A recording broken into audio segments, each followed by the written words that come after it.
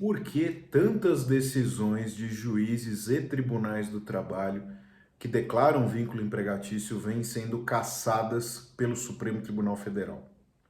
São várias as notícias de decisões monocráticas e colegiadas do Supremo Tribunal Federal que anulam, cassam decisões de órgãos da Justiça do Trabalho, inclusive do Tribunal Superior do Trabalho, que declaram a existência da relação de emprego em outras relações que supostamente seriam civis ou comerciais, como de motoristas de aplicativo, advogados associados, corretores de imóveis, médicos, professores, técnicos de radiologia e outras profissões. É importante tentar entender, tentar investigar de alguma forma esse fenômeno para entender onde está o ponto de conflito, onde estão os pontos de conflito entre tais órgãos do Poder Judiciário e por que isso ocorre. O direito do trabalho é permeado por normas de ordem pública, normas que têm por finalidade, de acordo com o princípio da proteção, a tutela da parte mais frágil da relação contratual, que seria o empregado. Justamente por isso existe uma limitação natural da autonomia da vontade. E os órgãos da Justiça do Trabalho foram vocacionados, formados, desde sua origem, de forma cultural, a entender, a interpretar que essa limitação da autonomia da vontade é absoluta, de forma que eu não poderia escolher exatamente com liberdade uma roupagem contratual. Estando presentes os requisitos da relação de emprego, necessariamente existiria uma relação de emprego. Eu, ator social, não teria a possibilidade de escolher outra configuração contratual. Os requisitos da relação de emprego nós podemos resumir naquela fórmula de decoreba, que seria o SHOP. S de subordinação, H de habitualidade, O de onerosidade, um P de pessoalidade e outro P de pessoa física. De forma bem resumida, empregado é uma pessoa física, pessoa natural, que presta serviços de forma subordinada, isto é, recebendo ordens de um tomador de serviços, de forma habitual, isto é, com reiteração de forma regular da prestação de serviços, de maneira onerosa, isto é, sendo remunerado por isso, e de maneira pessoal, com pessoalidade, isto é, não podendo mandar outra pessoa para prestar serviços em seu lugar. Com esses requisitos, que não são decorrentes exatamente da vontade, mas são decorrentes dos fatos em si, com esses requisitos, necessariamente haveria uma relação de emprego. As partes não poderiam travar uma relação, não poderiam firmar um contrato em que o SHOP, esses 5 requisitos, estivessem presentes, sem que esta relação fosse de emprego. Nesse sentido, todos os órgãos da Justiça do Trabalho foram vocacionados, treinados desde o início para buscar enxergar esses 5 requisitos, de acordo ainda com o princípio da primazia da realidade. Esse princípio nada mais diz do que o que importa é o mundo real, o que importa é o que acontece na realidade dos fatos. Então, ainda que haja um contrato dizendo que há uma autonomia na prestação de serviços, ou que a pessoa não é um empregado, vamos identificar no caso concreto, de acordo com a primazia da realidade, se os 5 requisitos, se o SHOP estão presentes. Subordinação, habitualidade, onerosidade, pessoalidade e pessoa física.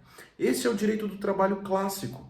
E nesse sentido, o artigo 9º da CLT é bem claro no sentido de que são nulas quaisquer disposições que visem burlar a legislação trabalhista ou afastar as normas de proteção.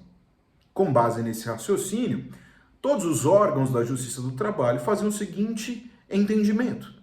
Ora, se os 5 requisitos da relação de emprego estão presentes, as partes não podem chamar aquilo de outra relação que não seja relação de emprego. Tentar chamar aquilo de outra relação que não seja relação de emprego é o mesmo que tentar fraudar a legislação protetiva, a legislação trabalhista. Com base nisso, são inúmeros os exemplos de decisões dos órgãos da Justiça do Trabalho que declaram a nulidade de contratos em geral para declarar a existência da relação de emprego entre um prestador de serviços e um tomador de serviços.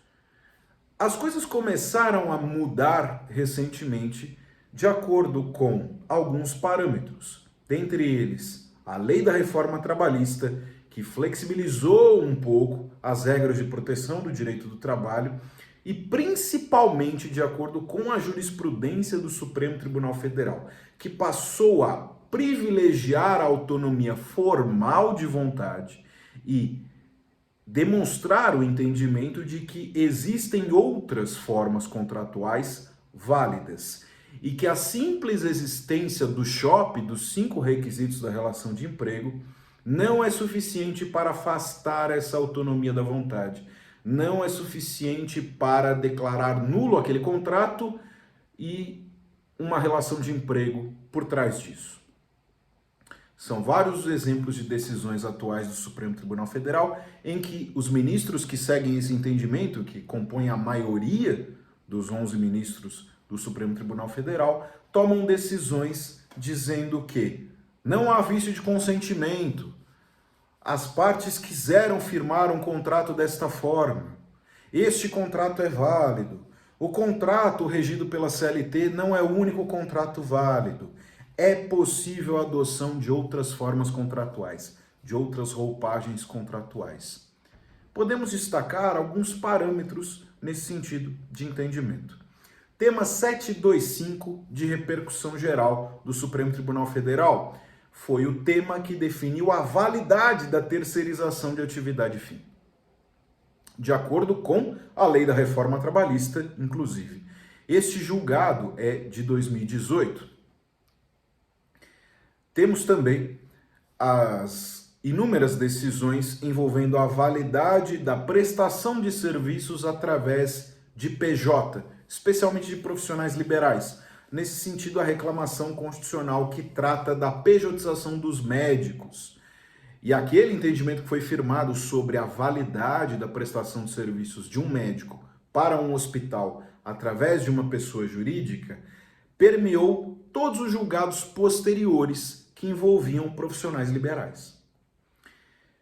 Temos ainda vários outros exemplos que seguem na mesma linha, como, por exemplo, exemplos que invocam a validade de outras formas contratuais de acordo com o julgado do Transportador Autônomo de Cargas, o TAC, que foi julgado na ação declaratória de constitucionalidade número 48, e o caso do salão parceiro, em que se admite uma parceria comercial desvinculada de uma relação de emprego envolvendo trabalhadores do ramo de beleza, do ramo de salões de beleza em geral. Esse julgado é da ação direta de inconstitucionalidade 5625, que declarou a validade, a constitucionalidade da lei que prevê a parceria nos salões de beleza. Com base nesses vários parâmetros, com base nesses vários entendimentos, os ministros que compõem esta corrente majoritária do Supremo Tribunal Federal vêm definindo o seguinte: não basta que estejam presentes os 5 requisitos materiais da relação de emprego, o SHOP. Se, mesmo presentes esses requisitos, as partes quiseram de forma consciente firmar outro contrato de natureza civil ou comercial, este é válido, desde que não haja um vício de vontade claro, evidente. Nesse sentido, eu preciso ter os vícios clássicos de vontade, como erro, dolo e coação, que estão ali na parte geral do Código Civil. Imaginemos uma situação que vem sendo muito julgada pelo Supremo Tribunal Federal, que se refere ao advogado associado. O contrato do advogado associado é regido pelo Estatuto da OAB, nós temos lei nesse sentido, nós temos norma nesse sentido. E o advogado associado, obviamente, como alguém versado na ciência jurídica, ele tem pleno conhecimento da forma contratual adotada. Não pode invocar um vício de consentimento nesse sentido. Não basta, neste caso, invocar os 5 requisitos da relação de emprego se ele conscientemente quis outra roupagem contratual, outra forma contratual. E dessa forma, eu volto à minha fala inicial desse vídeo. Não é mais, de acordo com o Supremo Tribunal Federal, o princípio da primazia da realidade que prevalece, mas sim o acordo de vontades. As partes, de acordo com o Supremo, especialmente partes corretamente informadas, livres e esclarecidas, e por isso o Supremo invoca muito a figura do profissional liberal, que tem maiores conhecimentos, desde que as partes, de forma livre e esclarecida, saibam que contrato estão firmando, podem firmar outros contratos que não sejam contratos regidos pela CLT, que não sejam contratos de emprego, mesmo que estejam presentes os 5 requisitos da relação de emprego. Isto representa uma revolução no direito do trabalho, se este entendimento prevalecer, e me parece, de acordo com as últimas decisões da Suprema Corte, que é o que vai prevalecer no futuro próximo. Se esse entendimento prevalecer, é uma verdadeira revolução no direito do trabalho, pois estamos substituindo a primazia da realidade pela primazia do acordo de vontades, pela primazia do animus contraendi. E nesse sentido, o artigo 9º da CLT ou se tornou letra morta ou deve sofrer uma releitura, no sentido de preservar o acordo original de vontades, desde que este acordo original de vontades seja destituído de vícios.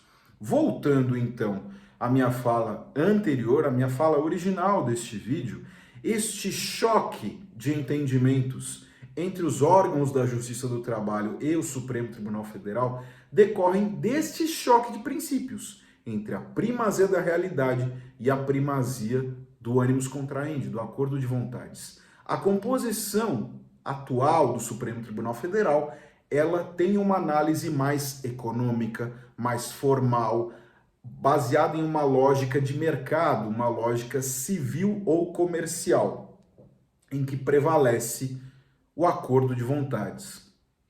Os órgãos do Poder Judiciário, atrelados à Justiça do Trabalho, ao revés, partem de uma lógica mais intervencionista, baseada no direito social e no princípio da proteção, e por isso limitam muito mais a autonomia da vontade, não conseguindo enxergar como válidos contratos que não sejam de emprego e que tenham os requisitos da relação de emprego. Este choque será resolvido de acordo com a evolução jurisprudencial e se o Supremo continuar adotando esse posicionamento, naturalmente vai prevalecer a decisão do Supremo, pois é o órgão constitucional que tem a última palavra, de acordo com a Magna Carta, de acordo com a Constituição de 88. Como equalizar esse choque? Como equalizar esse conflito? Me parece que o que deve ser priorizado aqui, em detrimento de discussões sobre primazia da realidade de um lado e autonomia da vontade do outro, é a competência da Justiça do Trabalho. Mesmo que estejamos diante de um trabalho autônomo, de um trabalho não subordinado ou de uma outra forma contratual de trabalho que não seja uma forma regida pela CLT, o ramo do Poder Judiciário vocacionado para tratar de questões relativas ao trabalho humano continua sendo a Justiça do Trabalho. A Emenda Constitucional 45 de 2004, da reforma do Poder Judiciário, esclareceu, ao definir a redação do artigo 114 da Constituição, que a Justiça do Trabalho tem a competência para julgar conflitos relativos à relação de trabalho, não somente ao emprego. Emprego é espécie do gênero trabalho. Eu tenho trabalho voluntário, trabalho autônomo, trabalho eventual, trabalho não pessoal. Eu preciso tratar dessas outras modalidades de trabalho em um ou outro ramo do Poder Judiciário. E não existe, de acordo com o próprio Constituinte derivado, melhor ramo mais talhado, mais adequado para julgar esses conflitos do que a Justiça do Trabalho. Então, nesse sentido, me parece que a maior preocupação relativa à integridade do sistema não seja exatamente definir se prevalece a autonomia da vontade ou a primazia da realidade, mas sim definir e aplicar a competência constitucional que foi fixada pelo Constituinte derivado na emenda da reforma do Poder Judiciário. É isso. Obrigado.